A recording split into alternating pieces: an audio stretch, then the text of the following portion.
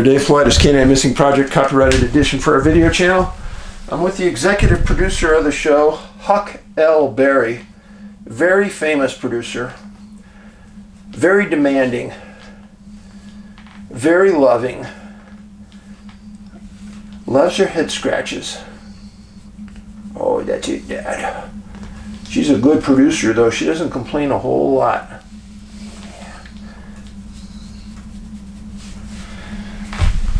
And look at her paw. She's like double jointed. Great Pyrenees all do that. It's really odd. She could just flip it all the way around. Anyhow, thanks for being here, Huck. She will stick around as time permits. You know, doggy time's different than our time. And got an interesting show for you today. Very interesting. I'm going to start off right off the bat with something someone sent me.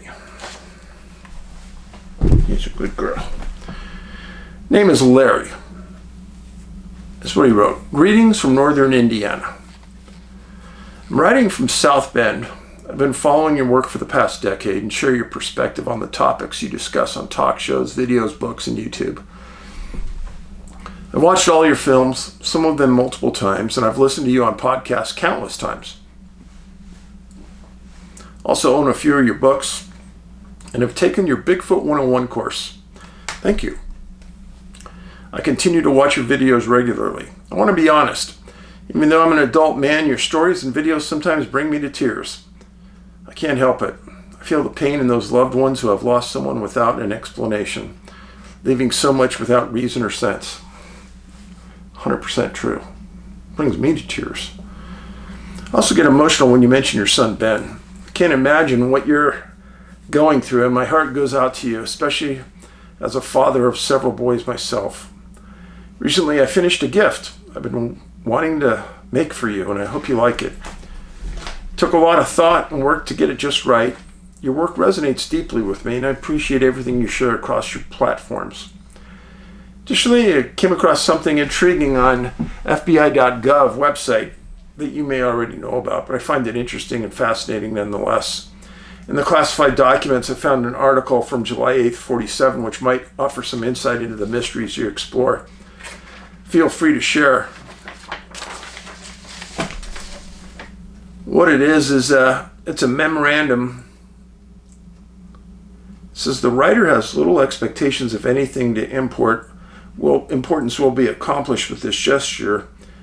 A very serious situation may develop at any time in regards to the flying saucers. If one of those should be attacked, the attacking plane will almost certainly be destroyed. And this is the document. You can freeze frame that and read it if you want to. Put it up a little closer. Now, the plane will almost certainly be destroyed. Okay, so several years ago, I was at a MUFON conference, and an Air Force, someone super high in the Air Force just recently retired, and he said back in the day when they first started to chase flying saucers, they would chase them with planes that were armed with missiles. And he said every time the plane would be destroyed or it'd just disappear. So then they said, okay, let's not chase anything with anything that's armed. And those planes always came back. So the rule was, if you wanted to go up and look at something, don't look at it with a missile. So that was true.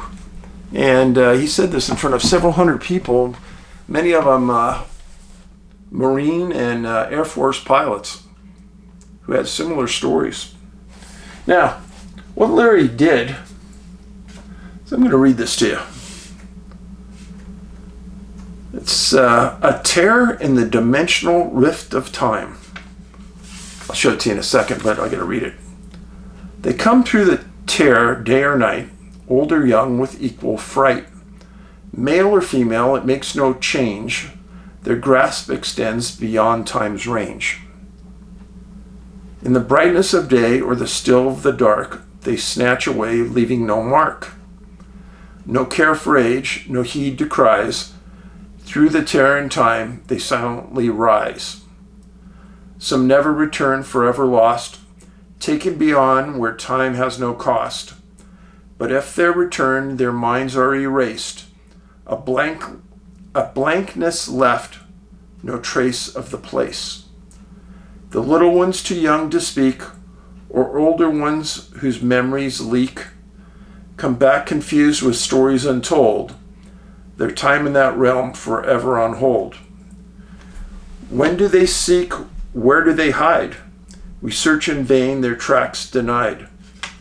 Through rips in the fabric they slip and glide, taking their prey from far and wide.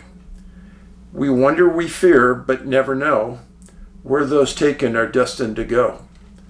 Through time's fragile weave, their hands align to claim their own in the dimensional rift of time. It's quite a poem. The concept appears in theoretical physics and metaphysics, where it's suggested that advanced or extra-dimensional beings could move throughout time differently, experiencing all points at once or existing in a timeless state. Well, Larry, if you've never seen my presentation, I talk about exactly this. One heck of a job, my friend. This is what I sent, so you could take a look. Beautiful work. Beautiful work.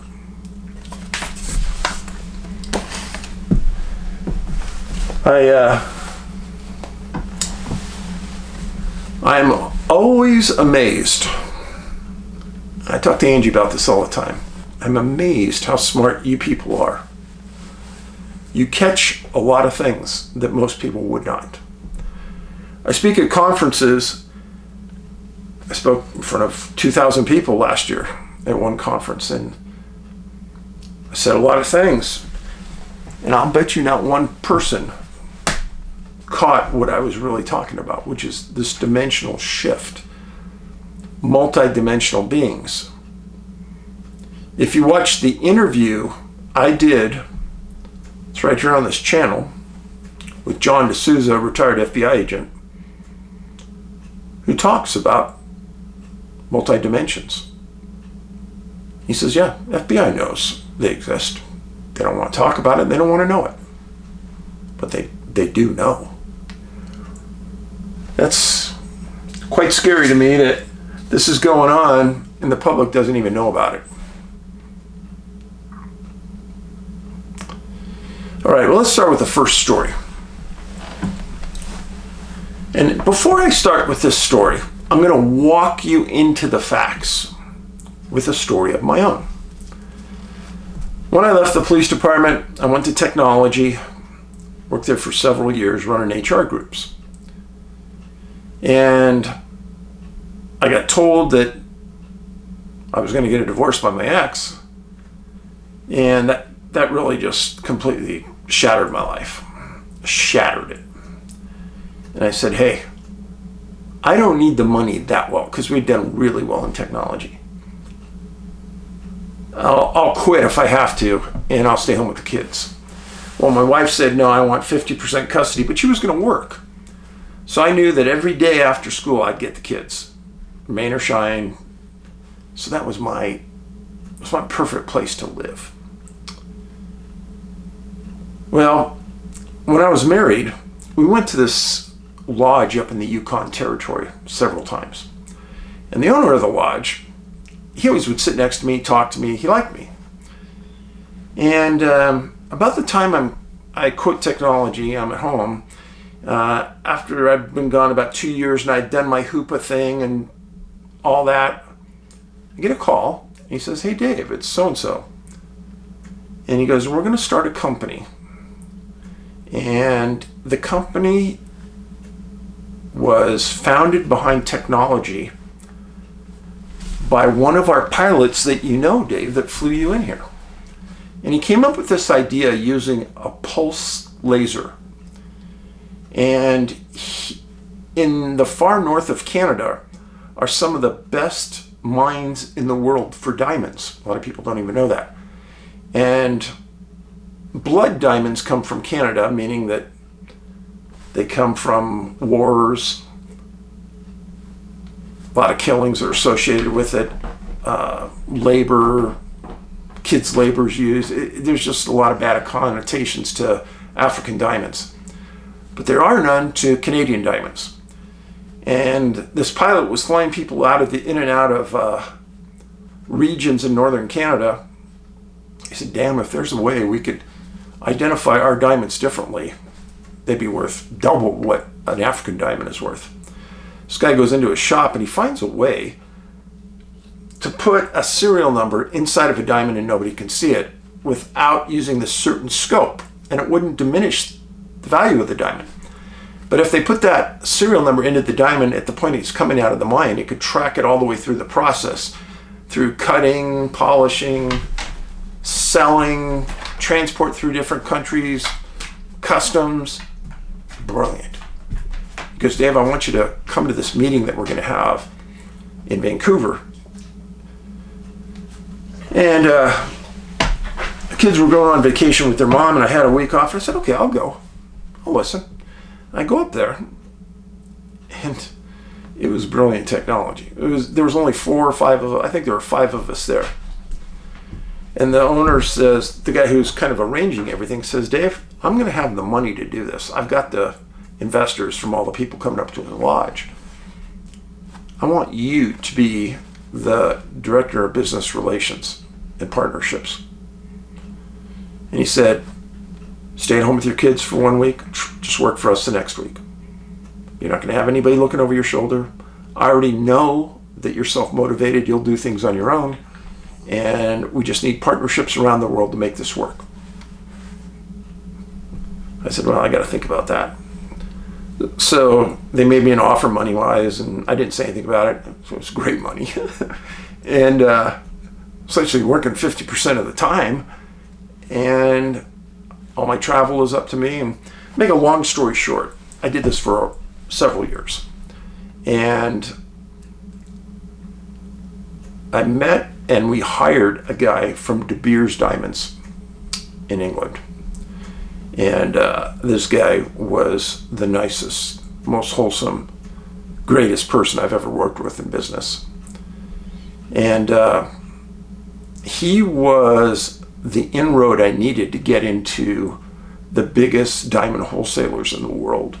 He took me into Antwerp, into a secure block there where you got to give up your passport, searched, and it's where all of the diamond people of all over the world are in this one block in Antwerp. And it's one place I walked in, and literally there's 8 tables, all about 30 feet long.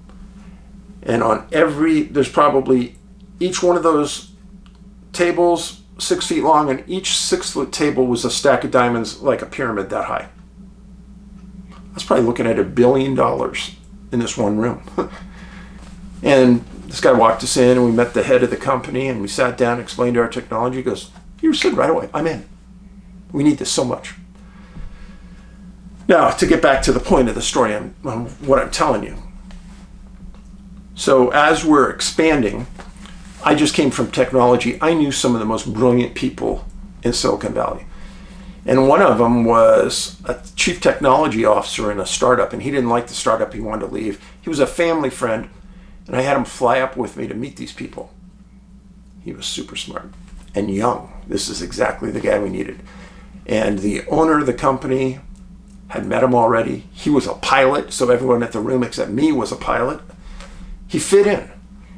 And when we get in the room and we start talking and everyone gets a feel for one another, and the person who invented the technology, the inventor, just started being a complete jerk to this guy. Like he was threatened by him or something. Well, this guy was probably 10 times smarter as the inventor. But about halfway through, my buddy that I brought up, I could tell he's getting pissed by the way this guy's treating him. And I went over to the guy who owns the company. I said, hey, this has got to stop. That's wrong. He goes, Dave, I'm right with you. I'm going to go talk to him right now and make sure this crap stops right now. So we get back in the meeting in the second half, the same thing starts up. I'm I'm thinking, what is this inventor doing? This is the guy we need to take us to the next level. And that was the start of friction within the company. And because the inventor owned so much of the company, everything had to go through him. And that was the eventual downfall of the company. I eventually said to the owner about 8 months later, I said, I quit. I can't work around this guy. I'm bringing you top people. I've done everything you've asked. He goes, Dave, I'm with you 1,000%. I'm embarrassed by this guy. I don't know what to say. Anyhow, the point behind the story is the inventors. I've been around inventors and technology for a long time, and they are all a little different. I can't explain it. They're just different. To the point that I on the flight home with my friend, I was embarrassed. I said, man, I'm really sorry. That is not what was supposed to happen, and that's not what the main owner of the company thinks. And he goes, Dave, don't worry about it. These happen all the time in startups. I've seen it happen so many times with inventors. Don't worry about it. We're still friends, but it was embarrassing. Now the story. I'm sorry for the long hang up, but I wanted to get you there. So it involves an inventor. Man's name was Richard Griffiths. And he's 55 years old. He went missing September 20th, 2006. Now, he wasn't reported missing until August 2007. He was somebody who moved around the country a lot. First, he was in Spokane, Washington, then California, New York, Florida. He was last in Florida. He was someone who seemed to be always on the move. Well, I told you he developed something. He actually got a patent for it. Now, I'll read you what the patent says. It says, Richard L. Griffiths has filed for patents to protect the following inventions. It's called the Cocoon.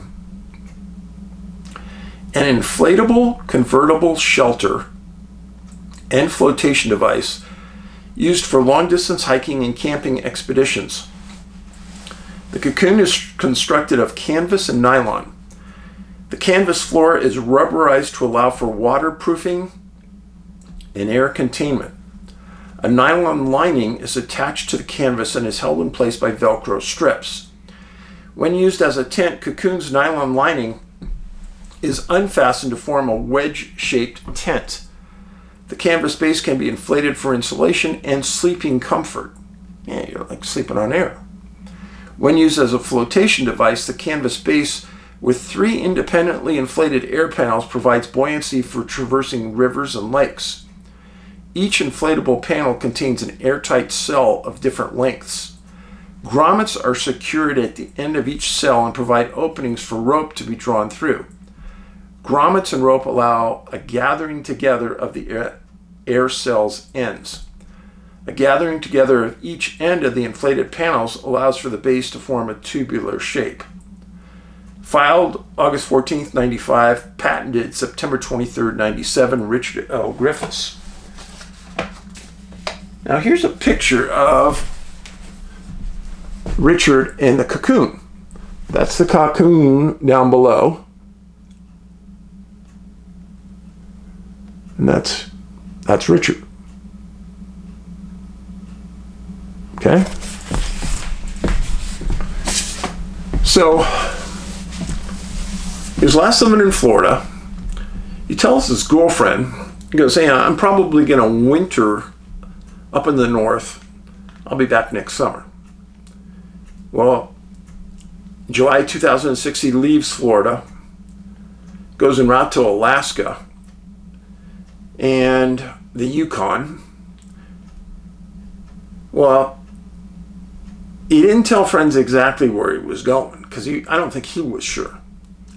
But in August 2007, his female friend in Florida hadn't heard from him and contacts the Alaska State Troopers and the Royal Canadian Mounted Police. The Mounties were more than a year behind the last communication anyone had with him. But they did a heck of a job in being able to track him by a bus ticket along the Alaska Highway. The RCMP confirmed that Richard stayed at a lodge on the White River in the far western Yukon Territory.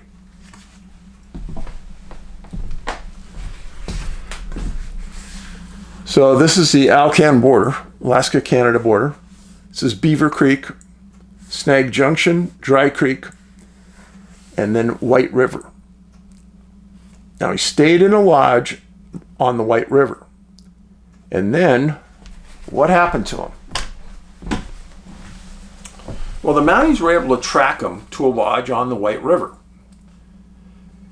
And the lodge employees, when they were interviewed by the Mounties, said, "Oh yeah, we remember Richard. He was very high," meaning very upbeat about his invention, the cocoon. Talked to everybody about it. Some people got to see it. And he asked the lodge if he could leave some of his personal things behind because he was going to go north. They said, "Yeah, you can leave them behind, no problem." And then he stated that he was going to McCarthy Town in the Wrangell-St. Elias National Park. He said he was going to go into the mountains and test his product and maybe test it in the rivers. Now, he was a very, very experienced traveler, and nobody was worried about his point-to-point travel. Now, the RCMP investigation ran cold after he left that lodge, and they can't find him staying at other lodges or being transported anywhere after that. Now, one more time, I want you to look at how bright the cocoon is.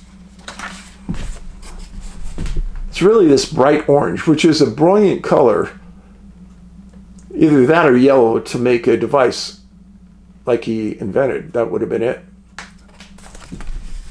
So the RCMP investigator said, after he retired, he was interviewed, he said, "I always thought that someone would find that because it was pretty good, big size, and it was so bright orange."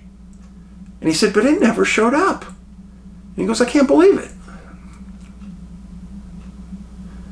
The RCMP stated that they still have an open missing person case, but no leads as to where to look after that. He just disappeared off the face of the earth with his invention. So what happened?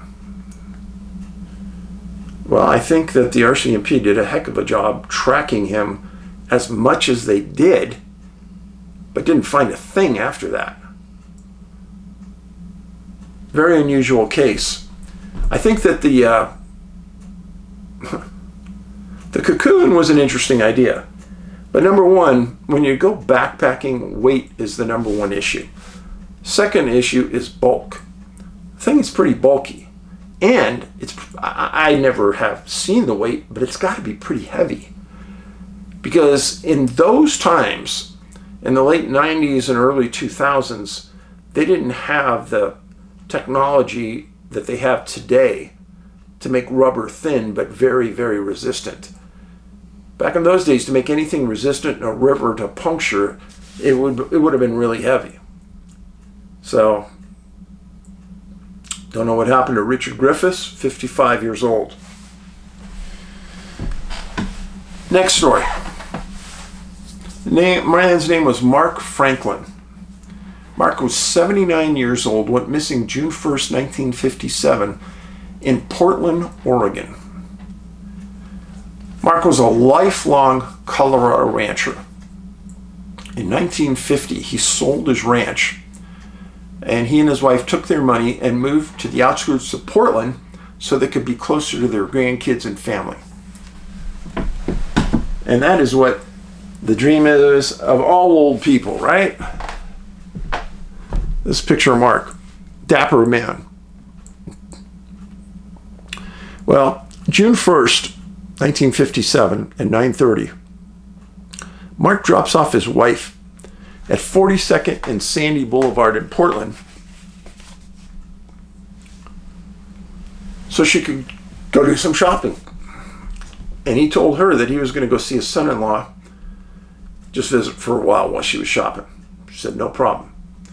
He dropped off his wife in their 1948 Chevy with Portland plates, or Oregon plates, 1 John 5326.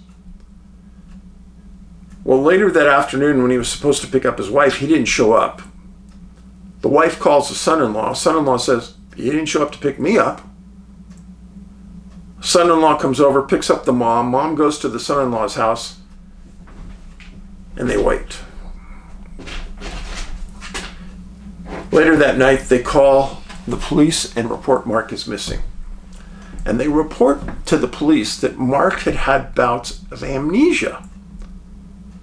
They said it was very strange. Well, on June 2nd, the Oregon State Police and the Civil Air Patrol flew every highway in that area and around and through Portland. And then the family split up, and they drove to every spot where Mark had liked to go in the past. Nothing. On June 3rd, Mark's car is found on a private 60,000 acre plot of trees that are owned by Crown Zellerback Corporation, and they found the car abandoned. The county sheriff brought in 3 bloodhounds at different times on that day. The area was southeast of Molalla, Oregon, and they had requested additional state police and foresters' help. Unusually, they found clothing inside the car of Mark's that was given to canines. They also found Mark's vest and his wallet with no cash in it.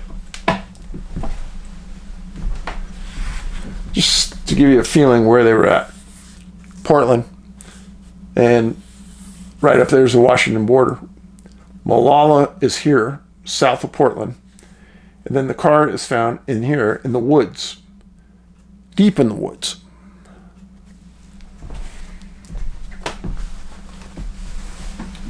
Well, the police start doing some research after they find the car, and they determine that Mark had stopped at a gate nearby and spoke to someone there and said that he needed some gas and directions to get back to Sandy Boulevard. Well, that was a long ways away.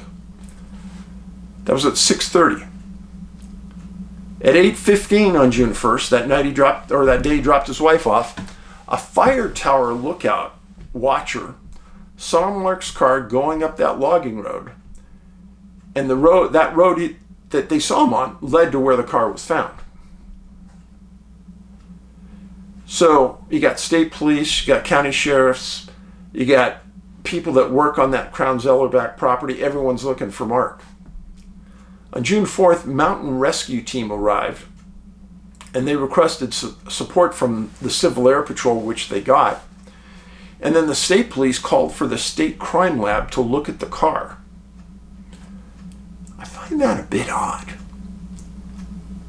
If the people at the gate can ID Mark as driving, and he was by himself, why did they call the crime lab? Just saying. Well, late that day on June 4th, they found some tracks quite a distance from the car that they thought might have been Mark's. So the following day, June 5th, they start search and rescue again, and they have to stop right away because heavy rain hit that area, and they had to stop the entire day. With rain, washes away tracks most of the time. June 6th, a helicopter searched the area, and Mountain Rescue was still on scene with about 30 people. June 7th, new evidence kept pushing searchers higher in elevation. They thought the direction of the tracks were going higher, which for a man 79 years old and a heart problem per his family, I find that very odd.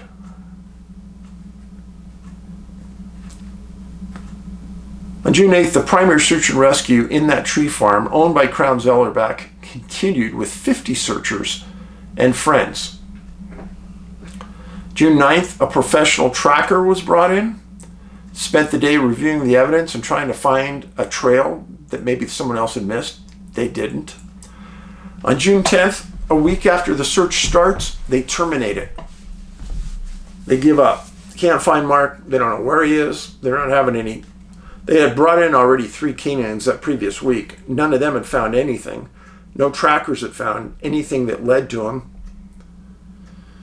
Well, the family waits 2 weeks, and they decide that they're going to go back out there and they want to see if they can recover his body. So the family sponsored a new search, and they get 25 people to volunteer. The Civil Air Patrol comes back out, and the family hired a professional tracker. Well, that 3-day effort didn't find anything. December 18th, 1958. Mark had been missing for 19 months. Mrs. Franklen files a court petition to be the trustee over their personal property in the courtroom of Judge William Dixon. She needs these rights of control so she can sell the property, get into all bank accounts, etc. And it was granted.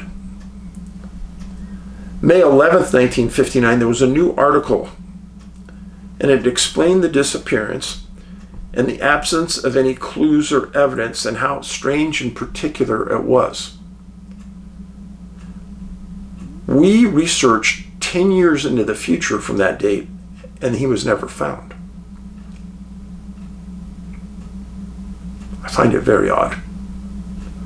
For a 79-year-old man with a heart condition, how far could he go?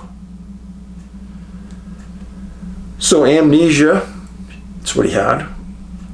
Point of separation. Once he separated from his wife, nobody could understand where he went or how he got to where he was. Canines never picked up his tracks. They did find some tracks, but they didn't lead to him. And the weather was an obstacle. One other thing that came up just recently.